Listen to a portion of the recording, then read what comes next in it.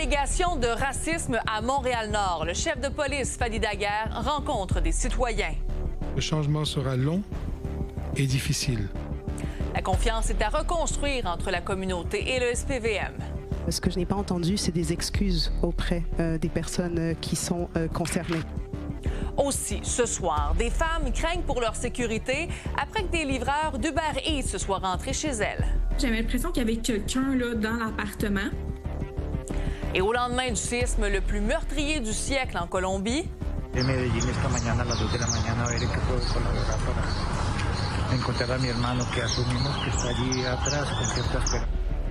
la course contre la montre est lancée pour retrouver des survivants. Il est 22 h, c'est l'heure de Nouveau Info.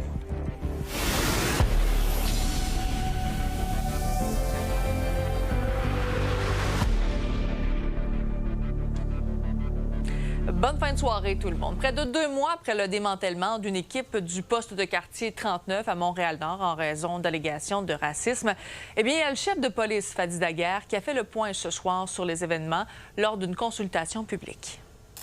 Un changement de culture, je l'ai dit souvent, ne se réalise pas par des annonces spectaculaires. Il se fait par des dizaines et des dizaines d'actions, toutes orientées dans la même direction. Car un changement de culture, ce n'est pas un one-man show. Surtout pas le mien. Il ne peut se réaliser que si la majorité d'une organisation décide d'embarquer. Puis à tour de rôle, il y a des membres de la communauté qui se sont adressés au chef de police ce soir pour exprimer leurs opinions. Un processus difficile pour certains. Du racisme systémique au sein du SPVM, nous sommes toutes et tous fatigués. Moi, je me dis... Comment est-ce qu'on peut vous faire confiance? Comment est-ce qu'on peut faire confiance encore à la police aussi, à SPVM? Je dénonce les pratiques du poste de police 39 depuis 2008. Et toujours sur la scène policière, un ancien policier noir de la GRC dit avoir été victime de profilage racial à Brossard. Maurice Carvery affirme qu'une policière lui a demandé de s'identifier alors qu'il fumait une cigarette devant un restaurant du 10-30 le 24 juillet dernier. Il aurait alors refusé de donner son identité. Plusieurs policiers l'auraient ensuite entouré puis menotté. Il a déposé 3 plaintes avec l'appui de la Coalition Rouge. Maintenant, des femmes ont eu très peur en commandant de la nourriture sur Uber Eats et DoorDash dans la région de Lévis. Il y a des livreurs qui seraient entrés dans leur domicile sans donc le consentement de leurs clientes. Les détails avec Juliane Perrault. Yo, il y a quelqu'un chez nous, là. C'est moi qui s'imagine les bruits. Imaginez-vous un soir tranquille, vous commandez à souper sur une plateforme en ligne et vous sélectionnez l'option « Livrer à la porte ». Vous allez faire une sieste et quand vous vous réveillez, votre livreur est dans votre domicile. C'est arrivé à Mégane à Lévis. Elle a partagé son expérience sur TikTok et elle a plus de 10 000 mentions j'aime. Elle n'est pas seule à avoir vécu une expérience similaire. Puis là, en fond, je me suis comme un peu endormie sur le divan. Tu sais, quand t'as le sentiment de te faire pas regarder, mais c'est un peu le même principe. J'avais l'impression qu'il y avait quelqu'un là dans l'appartement. Puis là, c'est là que je descends de l'escalier qu'un monsieur continue à prendre quelques pas vers moi, là. Donc, je vois que c'est mon Uber avec ma bouffe qui est rentrée chez nous. J'arrive pour DoorDash, ça me dit une 30aine de minutes. Je suis comme, OK, donc je vais aller prendre ma douche. Je sors de ma douche et là, moi, j'ai juste mis une serviette parce que je pensais comme aller chercher mes vêtements et le livreur était dans mon appartement. En fait, je suis tombée face à face sur lui. Il me dit que, en fait, quand j'ai pris mon repas, il m'a vu et il m'a trouvé jolie. Après l'incident, Mégane a écrit à Uber en expliquant que le livreur est entré chez elle. Uber répond « Nous sommes désolés d'apprendre votre mauvaise expérience » en précisant qu'elle peut bloquer le livreur. Elle demande « Qu'en est-il de mes questions de sécurité ?» Et Uber répond « Puisque nous avons déjà apporté la meilleure solution possible, nous clôturons cette conversation. » Tu regardes les commentaires, puis on aurait dit qu'il n'y a même pas un homme à qui c'est arrivé, c'est seulement des jeunes femmes. À quel point est-ce que c'est sécuritaire maintenant de se faire livrer à la maison? Je sais pas. Invité à commenter, Uber Eats nous précise par écrit que les livreurs ne peuvent jamais pénétrer dans un domicile sans autorisation.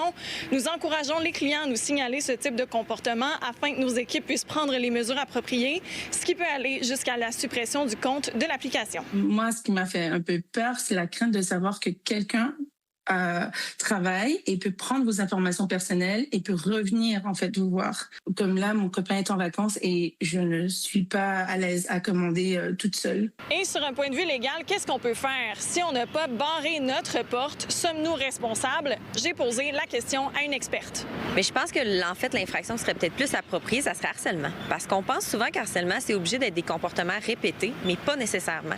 Du harcèlement, ça pourrait être une seule chose qui constitue un comportement harcelant parce qu'elle a donné des raisons de crainte à la personne. Ces femmes-là devraient appeler la police. Ça reste que c'est extrêmement inquiétant puis envahissant. Moi, je peux facilement imaginer qu'on considère que c'est du harcèlement. Finalement, DoorDash nous a aussi répondu en précisant la sécurité est l'une de nos priorités absolues. Les Dashers doivent respecter les directives de livraison choisies par le client.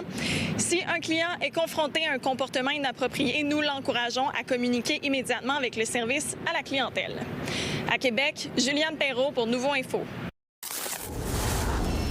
Plus de 1000 garderies en milieu familial craignaient de devoir fermer leurs portes dans les prochaines semaines avec l'entrée en vigueur de la loi 1. Il y a plusieurs qui n'ont toujours pas reçu l'accréditation nécessaire pour poursuivre leurs activités. Mais Québec a quand même annoncé aujourd'hui un sursis pour les dossiers qui n'ont pas encore été traités. C'est une mesure qui arrive toutefois trop tard pour certains. Les détails avec Juliette Poirot. Moi, c'était la liberté. La liberté de pouvoir faire ce que je veux, comme je veux. Joanne a été éducatrice à la petite enfance pendant 29 ans. Il y a 2 ans, elle a décidé de fermer son service de garde éducatif en milieu familial privé, les Petits Trésors à Saint-Lin, à la suite de l'adoption de la loi 1 par le gouvernement du Québec qui oblige tous les services de garde en milieu familial à obtenir une reconnaissance du gouvernement. Parmi les exigences à respecter, on retrouve notamment la formation obligatoire et on ajoute à ceci une formation de perfectionnement annuel et avoir aussi un programme éducatif favorisant le développement de l'enfant. Elles seront soumises en plus à la surveillance d'un bureau coordonnateur avec 3 visites à l'improviste par année. Mais moi, c'était plus le fait, le gouvernement ne veut pas qu'on sorte aujourd'hui, on ne va pas dehors. Il fait trop chaud. Mais oui, mais moi, j'ai plein d'arbres. Pourquoi moi, je n'irais pas dehors? Moi, je juge que je les installe à l'ombre. On est super bien. Je push des jeux d'eau, let's go, nanana, puis c'est fonctionnel, puis je vais y aller. Pourquoi que j'ai pas le droit d'aller dehors, moi? Je me trouvais pas libre de décider. Le travail des éducatrices en milieu familial a vécu de nombreuses transformations dans les dernières années. C'est une profession qui est parfois mal comprise, selon Jeannette Olmos, qui est responsable d'un service de garde en milieu familial subventionné depuis plus de 25 ans. Alors pour moi, ça, c'est important d'être accrédité. Être accrédité, ça les donne aussi une rassurance à les parents.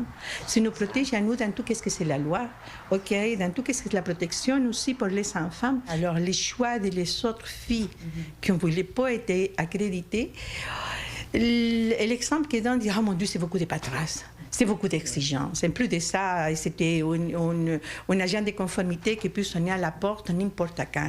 Ah, il faut que je passe à les empêchements d'antécédents à ma famille. La loi 1 entre en vigueur le 1er septembre, mais aujourd'hui, le gouvernement du Québec a accordé un sursis aux services de garde éducatifs en milieu familial qui sont actuellement dans le processus pour obtenir une accréditation. Par courriel, le ministère de la Famille m'explique que l'objectif du projet de loi 1 qui a été adopté en 2022 est d'accroître la qualité du réseau afin d'assurer la sécurité des tout-petits.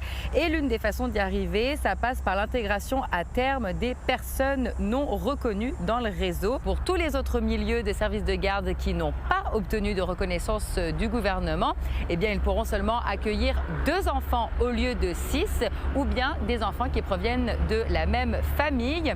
Actuellement, partout au Québec, on parle d'un peu plus de 1000 services de garde en milieu familial qui ne sont toujours pas accrédités. À Montréal, Juliette Poirot pour Nouveau Info. Le sprint de négociation se poursuit entre le Canada et les États-Unis. D'ailleurs, il y a une entente qui pourrait être présentée à Donald Trump au début de la semaine prochaine, selon notamment CTV News. Les représentants canadiens, dont le responsable du commerce Canada-États-Unis, Dominique Leblanc, tentent de tout faire pour ne pas que le Canada subisse des nouveaux droits de douane le 19 août. Même si le Canada dépose une entente, reste à voir si le président américain donnerait son feu vert. Évidemment, la manière dont les décisions sont prises à Washington sont fondamentalement centrées sur une personne et une personne seulement, et une personne qui est toujours à même de changer son avis. Donc ça, c'est la difficulté dans les relations commerciales avec les États-Unis, c'est que Donald Trump change souvent d'avis et il utilise multiples approches pour essayer de mettre de la pression sur les alliés et sur les ennemis. Près de 43 000 personnes ont signé une pétition pour réclamer la destitution de l'ambassadeur des États-Unis au Canada. Pete Hoekstra a fait les manchettes dans les dernières semaines pour avoir relayé des propos de Donald Trump sur l'annexion du Canada et le 51e État. La pétition a été lancée par une femme de Calgary et elle accuse l'ambassadeur américain de nuire aux relations diplomatiques entre le Canada et les États-Unis. La pétition sera déposée cet automne au Parlement à Ottawa par la chef du Parti vert, Elizabeth May. Puis l'aide internationale s'organise au lendemain du puissant séisme en Colombie qui a fait au moins 240 morts. Les États-Unis ont offert une aide de 15,5 millions de dollars alors que l'Union européenne a mobilisé un service de satellite pour faciliter les opérations de secours. Et d'ailleurs, les recherches se poursuivent pour tenter de retrouver les quelques 3000 personnes qui manquent toujours à l'appel. En plus des décès, le séisme de magnitude 7,4 a fait au moins 1300 blessés. Et je poursuis la discussion avec Florent Hugues, qui réside à Santa Rosa de Cabal, situé non loin de l'épicentre. Bonsoir, Florent. Merci beaucoup d'être avec nous ce soir. Bonsoir et merci à vous de prendre des nouvelles de la Colombie. Donc, je serai un ambassadeur français colombien ce soir. Voilà. Ça me fait vraiment plaisir de donner des nouvelles à nos cousins québécois. Oui, mais justement, on est à 24 heures des événements. Dites-nous comment ça se passe là, aujourd'hui. Est-ce que vous avez été témoin, par exemple, des débris à l'extérieur? Racontez-nous votre journée aujourd'hui. Bien sûr. Alors, il faut savoir que les débris, c'est très aléatoire et on ne peut pas tout à fait prévoir. Pour ma part, j'ai été relativement épargné, que des choses, on va dire, matériel peu importante, mais des gens ont vraiment tout perdu. Il y a aujourd'hui des services qui cherchent des rescapés, donc chaque heure compte. Il y a une solidarité incroyable qui s'est mise en place. Chaque ville a mis un petit peu des postes où on peut aller récupérer de l'eau, etc. Moi, j'ai été globalement assez épargné, même si la ville de Pereira, qui est juste à côté de chez nous, a été vraiment très touchée. Voilà, vous pouvez voir les débris. Nombreux amis aussi ont tout perdu, donc c'est-à-dire perdu leur maison. C'est-à-dire qu'en quelques minutes, ça a duré vraiment 1 minute 30, ce tremblement de terre.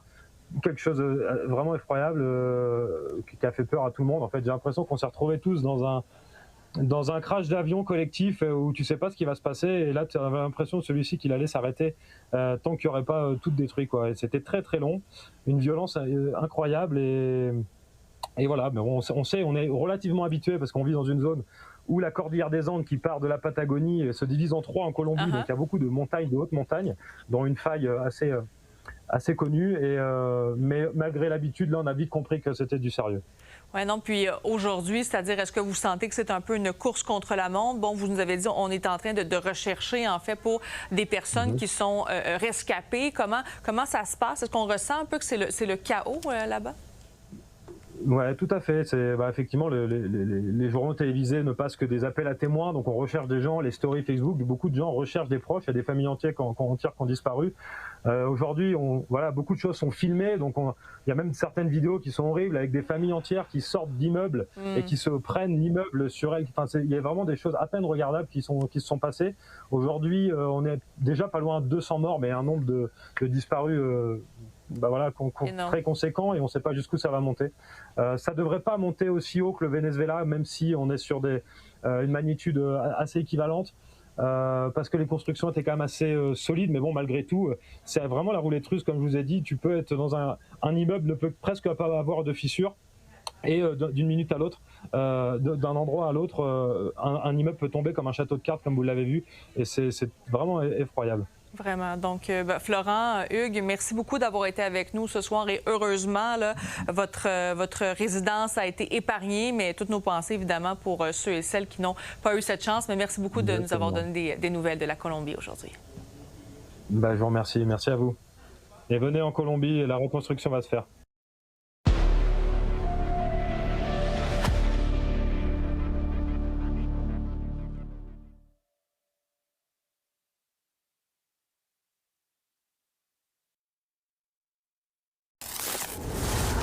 C'est un été particulièrement achalandé dans les salles de cinéma. Les grosses productions hollywoodiennes font fureur, notamment Spider-Man et l'Odyssée.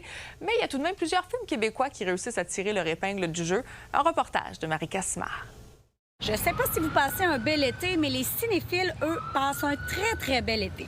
Même s'il est encore un peu trop tôt pour avoir les chiffres officiels, il semble qu'on est allé plus souvent au cinéma cet été. Bien, nous, on a vraiment senti un engouement depuis le début de l'été. On a eu quelques mois un peu plus tranquilles, puis là, le public est de retour plus nombreux, puis ça fait du bien. Et là, comme une bonne nouvelle n'attend pas l'autre, bien, les films québécois jouent aussi du coude avec les gros blockbusters américains.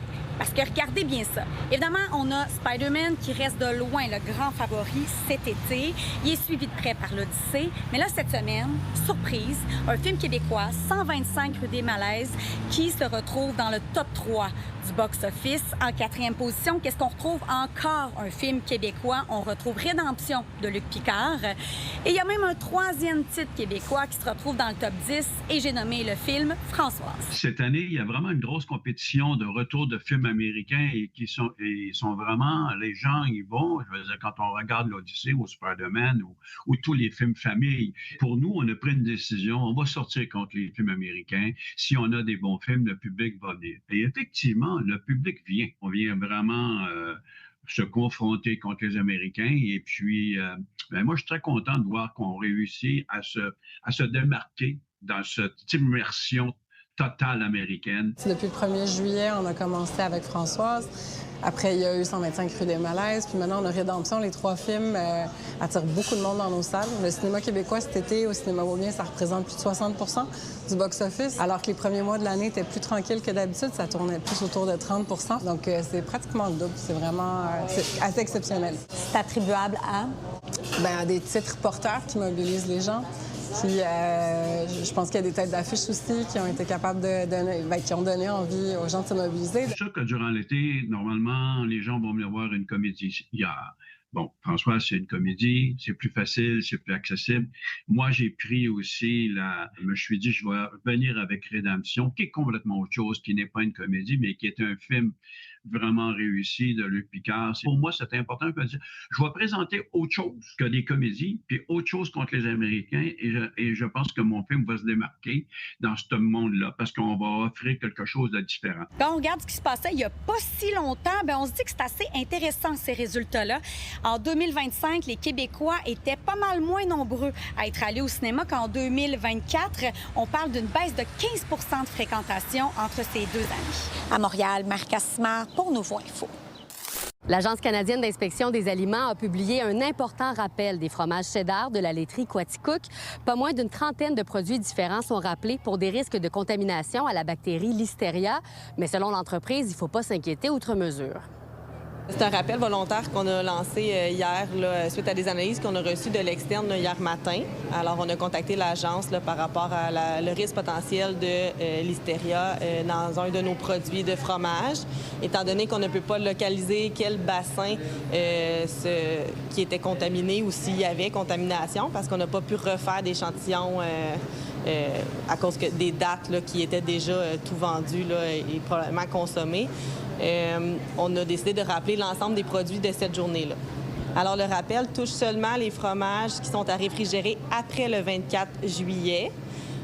Pour le grain et le bloc, il y a beaucoup de fromages dans la liste de rappel. Par contre, il y a plusieurs variétés qu'on fait en petite quantité. C'est juste qu'on a mis l'ensemble des productions de cette journée-là. À l'heure actuelle, la plupart des fromages ont déjà été consommés. On n'a eu aucun cas de la part des consommateurs qui avaient eu un malaise, quoi que ce soit, en mangeant nos produits. Pour les gens qui en auraient peut-être consommé, qui doivent être attentifs, finalement, aux signes et symptômes de la listériose, ça ressemble à quoi?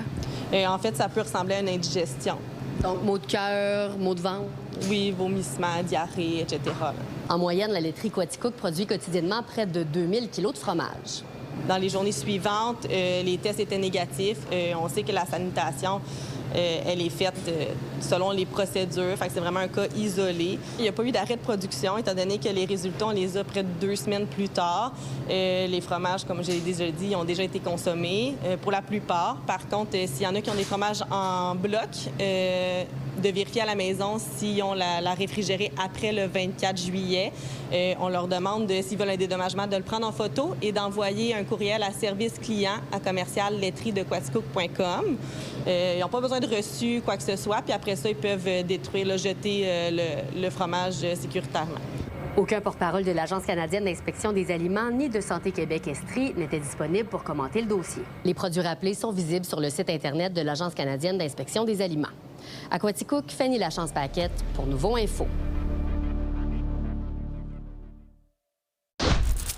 C'est le temps de sortir vos lunettes d'éclipse parce que demain, il y a une éclipse partielle au Québec. Voici tout ce qu'il faut savoir pour ne pas la manquer. L'éclipse dure, somme toute, assez longtemps. L'éclipse commence aux alentours de 12h50 et progressivement, on verra le soleil se couvrir de plus en plus de la silhouette de la Lune qui est en train de passer devant. À Montréal, on parle d'environ 1/5 du soleil qui sera éclipsé et ça va jusqu'à la moitié à Blanc-Sablon. Donc, plus vous êtes à l'est, mieux c'est. Vers 13h45, on atteint le maximum de l'éclipse. Ce n'est pas rare, pas autant que peuvent l'être les éclipses totales de soleil comme celle qu'on a vue le 8 avril 2024. Il y en a quelques-unes par décennie, mais la prochaine que l'on verra aisément depuis le sud du Québec sera en 2044, par exemple. Bon, si vous voulez la voir au complet, il faudra prendre l'avion pour aller soit en Espagne, au Groenland, en Islande ou au Portugal. Le mieux pour l'observer, c'est d'avoir des lunettes certifiées. Si vous avez gardé vos lunettes de 2024, vous pouvez les réutiliser si elles sont encore en bon état. Pour que vraiment on puisse regarder le soleil directement sans aucune protection, il faut vraiment qu'il soit masqué entièrement, intégralement à 100%. Même à 99%, le petit pourcent de lumière qui provient du soleil est encore beaucoup trop intense et beaucoup trop dommageable pour les yeux. Donc il faut toujours protéger ses yeux.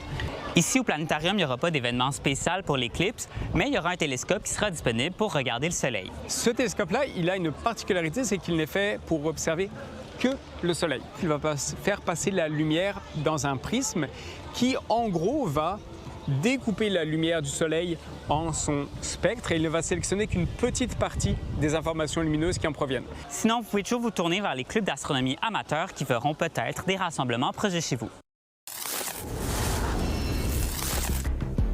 La légende du Canadien Serge Savard a tenu aujourd'hui la 7e édition de son tournoi de golf caritatif au club de golf Le Mirage à Terrebonne. Et vous le voyez sur les images, parmi les invités, on avait des invités de marque. On comptait 25 anciens champions de la Coupe Stanley de 1986. Ça fait d'ailleurs 40 ans déjà, oui. L'événement a d'ailleurs franchi un cap quand même assez important parce qu'il y a près de 18 millions de dollars qui ont été amassés depuis les 7 dernières années pour soutenir notamment les athlètes de l'Université de Sherbrooke. Et maintenant, ce qu'on va surveiller demain, c'est la littérature québécoise qui sera à l'honneur parce que c'est l'occasion du 12 août. J'achète un livre québécois et nous recevrons demain le chef de la police de Montréal, Fadi Daguerre, en entrevue. Alors voilà, là-dessus, merci beaucoup d'avoir été avec nous. Je vous souhaite une excellente soirée et nous, on se retrouve demain dès 17h.